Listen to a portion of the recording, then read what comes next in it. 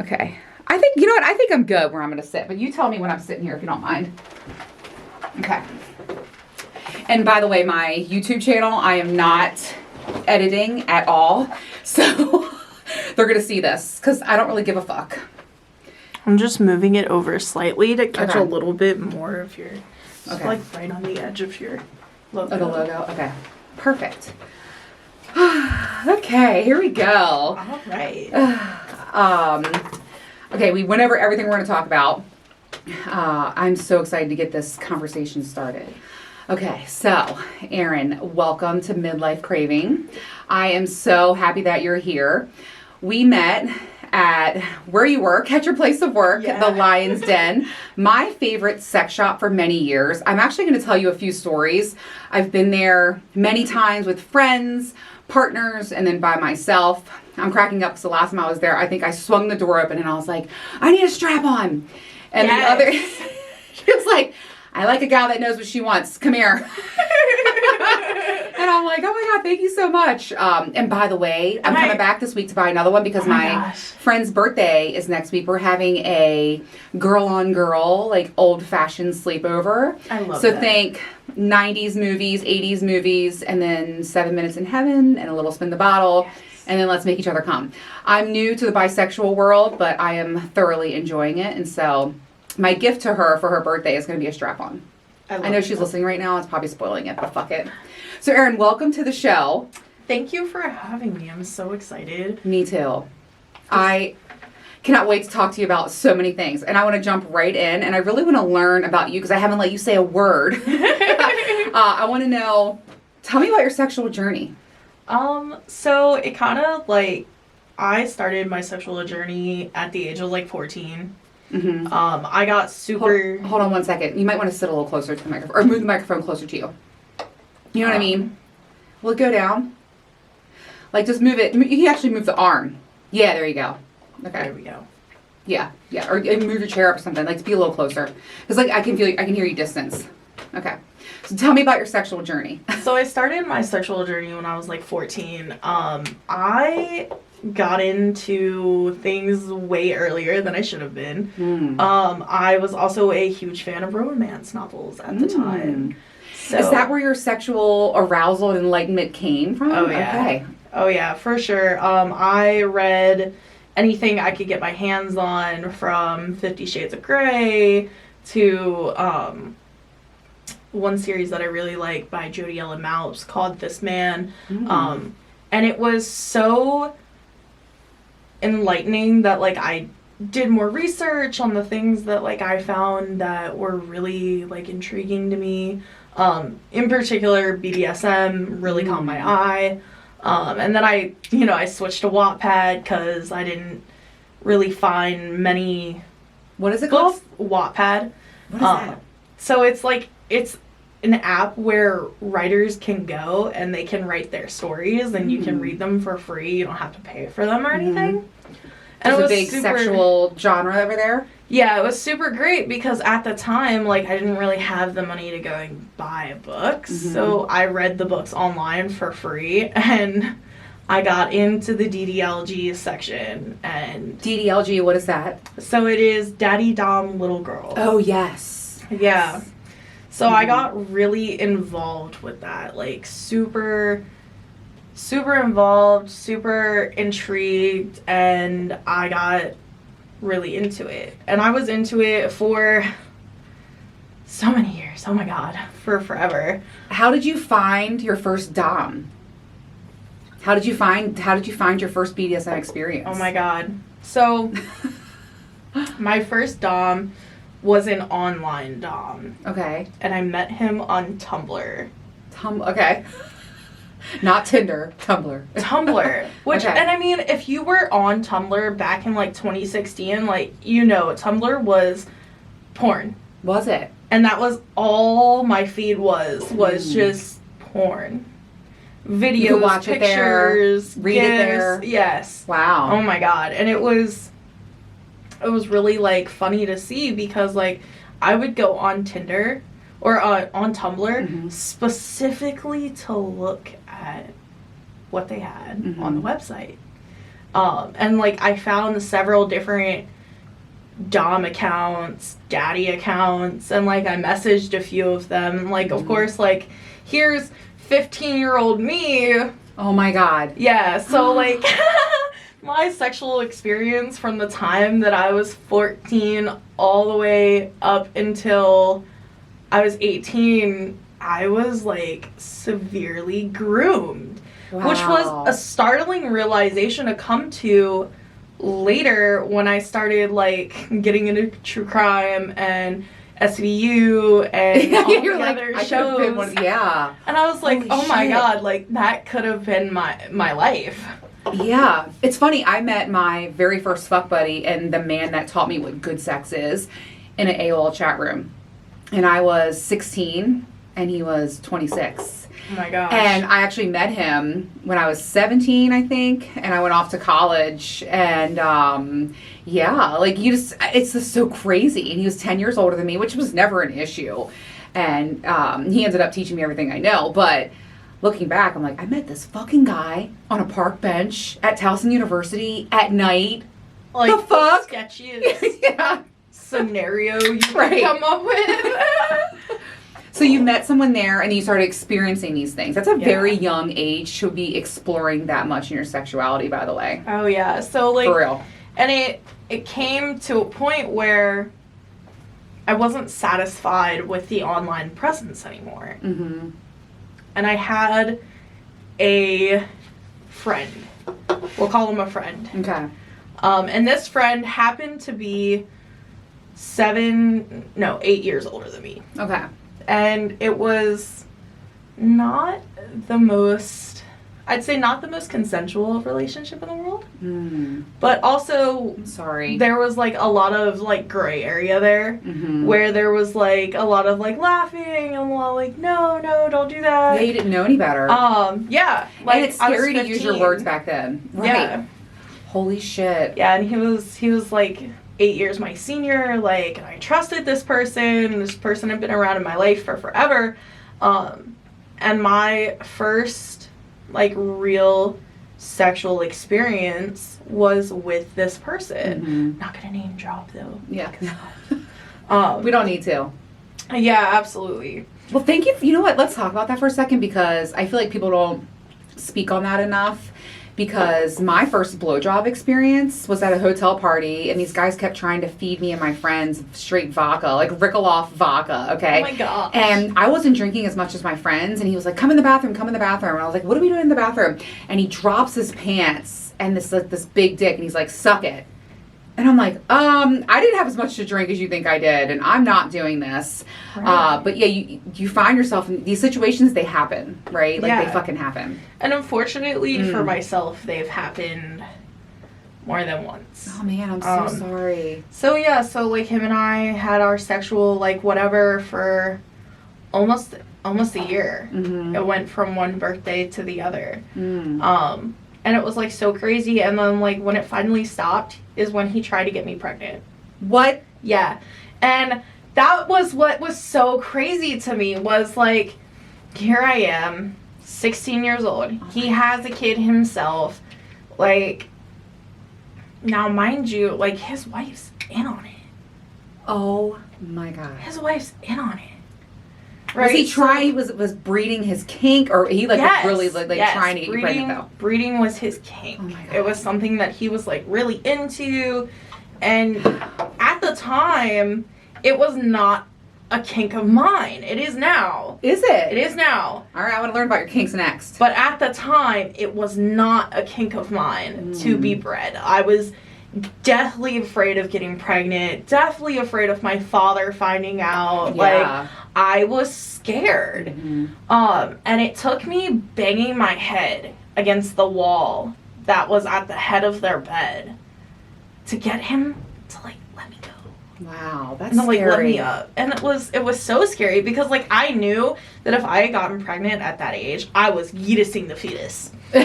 and that's You were gonna do that thing that rhymes with misfortune? Oh yeah, and that's one thing that Oh my like God. I'm 100% about is like I'm like 100% a pro-choice person. Same here. Yeah, of course. It's you do with Yes. what your body is, so Agreed. long as it doesn't affect me. I don't care. Same. Now, do I believe in abortion as a birth control method? However, no, I do Right. not. Right. But I am very. But You do wow, what a whatever way to throw with your yourself body. into a sex life. Oh yeah. Oh my God. And then, so And I thought it was completely normal at the time too. I just want to put that out there. Was like it wasn't unnormal. It was his behavior hadn't. Like you said, switched you up. were groomed. You know what I mean? Yeah. Like you were so young. Mhm. Wow, that's crazy. So you move on from that. Have you had long-term relationships? Oh yeah. So Okay. one of my next sexual partner happened to be someone that I was on and off with for like 3 years. Great guy. He currently has a baby with my best friend right now. Oh, cool. With my ex-best friend. Oh my God, that's so fun. Yeah. It wasn't fun at the time, like, when I found out that they were together, but, like, it's fun now. Like, good for you. Like, at least you're in a healthy relationship and you're not, like, Wow, that's stabbing people in crazy. the back anymore. Like, thanks. Oh my God. But yeah, so, and he was really caring. He was, like, one of the first partners that I ever had. You had that safety. That I had safety with, that I trusted Yeah. to give my body to. Yeah. And it was, like, so crazy because... And I mean, this takes you all the way up. You until never I'm drink, it's in the 18. cooler. Yeah. And I mean, this takes you all the way up until I'm like 18. And Damn. when I was 18 in February, now mind you, I turned 18 in October. And in February, I got sexually assaulted. And the partner that I'm talking about here was the first partner that I was able to feel comfortable with opening back up my sexuality to. Damn. And it was so crazy because you hear a lot about how sexual assault survivors, oftentimes, they have a very negative reaction to sex. I am like the anomaly there. You embrace your sexuality instead. I used sex to heal my trauma. It wasn't the healthiest thing to do, mind you, but it was what I did. And he was actually the first person that I opened up to enough to be like, hey, like, this happened to me, and I need someone to kind of, like, get me back in my groove. And that's what it was I didn't want to feel like that anymore. I wanted to be back in my groove. And so I opened back up with him for, like, the longest time. And then came my hoe phase. I found out... I love a hoe phase. I love a good hoe phase. I found out that my ex had faked his death. That... Oh, sorry. Yes! Yes, and it was so Erin, I was crazy. We're getting to this now because, like, it follows in the line of things that How do you happen. fake a death? What the fuck? Legitimately fake the death. Surprisingly easy when you are in a long-term, long-distance Oh, relationship. long distance. Okay, so where was he at? Texas. So, we had a girlfriend. Okay. I am bi. Which not a lot of people know. Is that I also like women. Okay.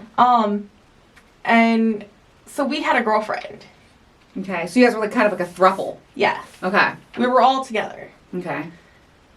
So she sent me pictures of this busted up car, of this busted up Nissan, and I was like, what the fuck? When's the last time you'd seen them?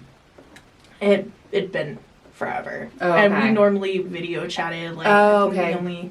Gotcha. So it was like a virtual relationship. Yeah. Okay. So I got sent these crash pictures. And, like, mind you, you talk to someone every single day for 6 years. 6 years? Yeah, 6 years. I met him when I was 14. Wow. In one of those Tumblr rooms? No. Oh. So God, I actually met him through a friend of mine who had met him on summer vacation. Okay. That happened to have been her boyfriend. I might have stolen from her. My bad. You know, I love how open you are. This is so fucking refreshing for me because I'm the same way. You know? Yeah, no, I'm an open book. Like, Me it's too. really easy to, like, pull things out. And I'm just like, okay, I'll tell you. And I love I'm gonna spit up my drink. Yeah, me too. And I love a good story, too. Yeah. It's like one of my favorite things. Okay, so she sent you these pictures of the fucking car accident. Yeah. And then what happened? And she went, so they didn't find his body, which I'm sitting there going, like, that's not possible. Because, like, they would have, they hadn't found a body in the car, like, they would have looked. Yeah.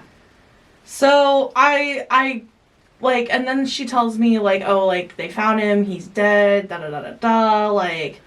Girl, did they have, like, a whole ass funeral?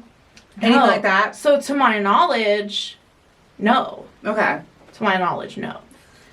Right? How'd you find out this motherfucker's still alive? And then she goes ghost. She went ghost for an entire year. And on, like, the anniversary of her going ghost, his name pops up on my phone. And I nearly have a heart attack. I'm in the middle of Walmart. Like, he's back! I'm in the middle of Walmart, and I'm thinking that this motherfucker has risen from the grave. Like, I was like, holy God. Wow. He's coming back to haunt me. So, right, it was her, and she... It's like Patrick Swayze ghost. Oh, yes. my God. And I'm Molly, a huge fan of Patrick Swayze, too. Patrick Swayze was the absolute shit, and Dirty Dancing is one of my all-time favorite movies. That is a sexy scene in that bedroom. Oh, yeah. Oh, yeah. I love taking my time with a man like that. I love everything about that movie because that was one of the movies that I was like, yes, girl power. Yeah. Because, like, she really opened herself up. Yes, it is. In that movie. Yeah. And it was like, that was like one of the movies that I was like, yeah, I'm never going to let a man tell me what I can and cannot do. There you go. So, okay, the dead guy calls you. You're like, it's a dead guy. Yeah. So the name pops up on my phone and I'm like, what the fuck? And so it's her. And she's like, I'm just trying to, like, deal with all the skeletons in my closet and, like... Oh, what is she at AA? She's, like, cleaning up her side of the street now? She was a drug addict. Step. She was a hardcore cokehead. Jesus. Yes. So she's like, I'm trying to, like, take steps to, like... amend what I did, da-da-da-da-da. And so, like, I asked her, I was like, you know, where is he? Where is he buried? So, like, I can go and, you know, I can go and get closure. Yeah. And she goes, well, he's not here. And that was my first clue. I was like, that doesn't sound right. So, after that entire conversation went down, I turned into an amateur FBI agent. I kid you not. Me and my best friend spent hours of digging through Facebook, digging through YouTube, digging through Instagram and Twitter, and literally going through everything that we could find, and I finally found him. Holy shit, and he's alive. I found him. I found his mom. I found his ex-girlfriend. Like, oh my God. When I tell you, I texted his ex-girlfriend. And when that didn't go through, I texted his mom. And that somehow worked. And she had told me that she had not heard from him in a year. This is crazy. And it was so crazy to me because she was like, yeah, I found drugs in his room. And I told him not in my house, and he packed up while I was at work, and he left, and I haven't heard from it. Okay, so... right... Are you vetting people better now? Oh, yeah. For sure. Like, you've learned? 100%. So tell me now, you're in a relationship, because we were in the shop, you said... Because I talked about my dom, and I think I said, like, I have a date with my dom, I need to get an outfit to wear. And you said, I have a dom. And we were just, like, casually talking about it. So tell me about your dom. Oh, my God. He's... the best thing ever. He's literally the most amazing human being. Like, I cannot even put it into words. Is he older? He is older. He is 35. My dom's 55. Yeah, and I'm 22. Oh my God, you're so young. Yeah. So like, oh my God. Like my dad's like a little iffy about it, and I'm like, I'm so like between you and me and the podcast. Yeah. I'm like so in love with this man. Aww, it's so. I love that. He will be like forever the most amazing partner sexually and emotionally and spiritually that I've ever had for myself. And let me tell you, one of the reasons you guys are dating now, right? Yes. Are you exclusive? Yes. Okay. Oh, you got yourself a dom. So we believe, him and I believe in if we're going to be together, if we're going to be intimate together, then there's no reason for us to touch other people. Okay. Which I'm like super in love with because I believe, like, if I'm fucking you, then that's the only person that I'm fucking, and I'm not fucking with anybody else. I'm not emotionally fucking with anybody else either. Interesting. Okay, because I say that it's interesting because you talked about how you were in a throuple before, and you were in E&M or open relationships. I'm on the opposite spectrum of that. I'm a very E&M girly. But I will say this: there is something about building the foundation with a primary partner, and I'm fully open to that. And I have 100% said, if I meet someone and he's like, Adrian, I want you and only you for a little while, I'm perfectly fine having that, accepting that, and building and growing together. However, I do like the fact that you can change the rules, you can change the dynamic and the boundaries of your relationship at any given time. So you're in your monogamy era. I love that for you. And I have a question to ask you. What's your favorite thing to do with your dom? Like, are you a brat, would you say? He would tell you that I am a brat. Mm-hmm. But I will forever be his good girl. You like what is it? DD, what is it? I'm DDL, I'm a little. So that's what they call themselves. What is the acronym again? It's DDLG. DDLG. Okay, Yeah, so he is my daddy. Mm-hmm. He likes to be called daddy. Mm-hmm. My dom likes to be called like sir. Yeah. Or by his first name. Sir is another one of his favorites, but by far the one that like really is the daddy. Yeah. Mm-hmm. He's daddy through and through, and it's all this talk is like so hot. It makes me so happy because like having a genuine dom and a genuine daddy after so many you know what it's about, Erin? Countless people. The respect that those motherfuckers have for us. Yes. And at the end of the day, we're in power. We're in charge. So attractive. Isn't it? And the like confidence.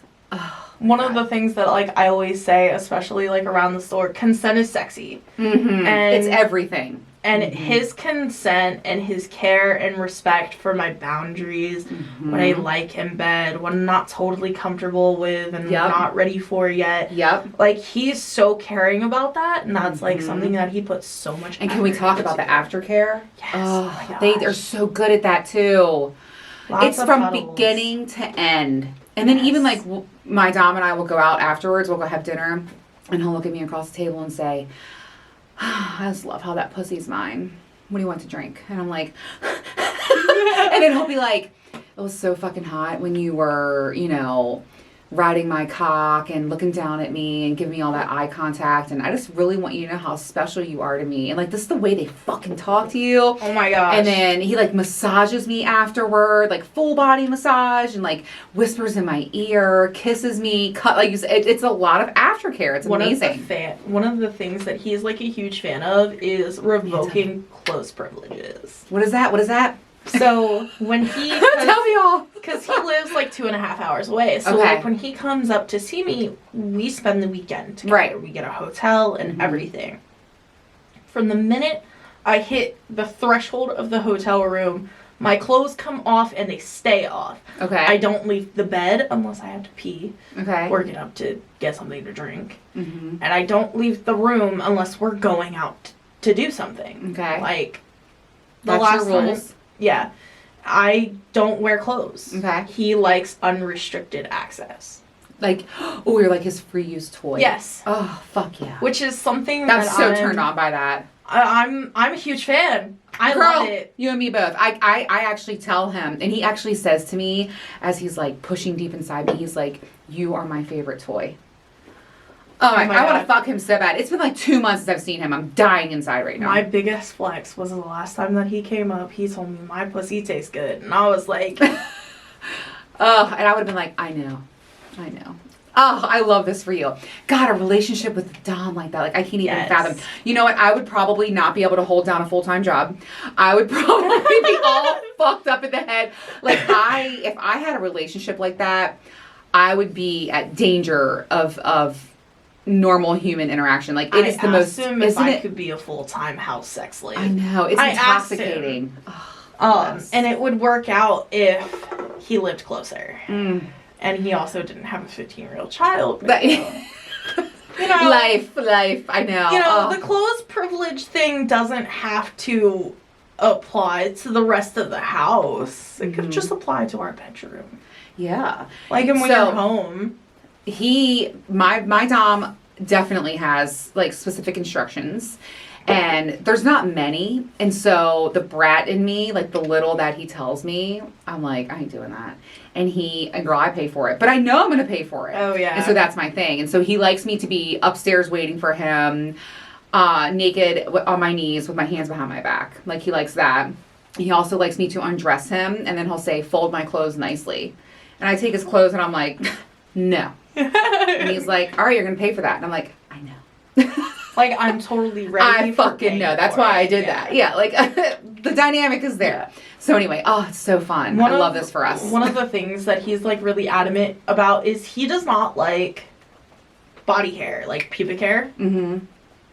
So, like, when I do see him, like... You pay for you to get waxed, or... No, because, like, I'm not really a huge fan of waxing. Mm-hmm. But laser hair removal in the future, that works. However... Definitely a possibility. So but be like, specific about body hair. Oh yeah, so like that's legs, cool. Mm-hmm. the area, yeah, my armpits and everything else. I dropped my babe. It's all good. Go ahead. Go ahead and get it.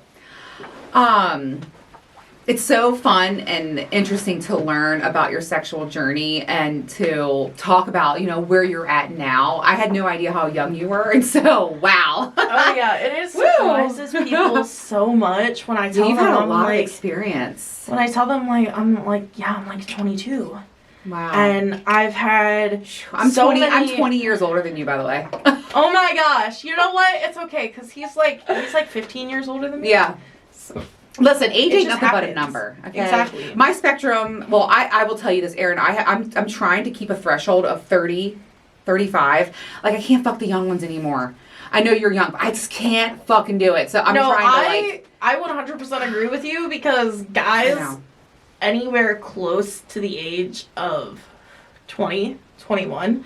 I won't touch. I know. I won't go for people my own age. Like, I can't, because I've always been an older girl. Yeah. I'm like, y'all are so fucking stupid. Immature. Like, you're oblivious. I know. I'm like, the clit it's over there. Never mind. And like they try to use toys and they miss. Now, I want to say something really quick. I did have an incredible fuck buddy, Baywatch. If you've listened to my show, you know, I mean, he was one of the very best things that's ever happened to me in my life. He kind of brought me back to life in 2021. And I actually took him to your store. Oh my gosh. So let me tell you a funny story, and then we're going to actually take a quick break because I'm going to go reset everything.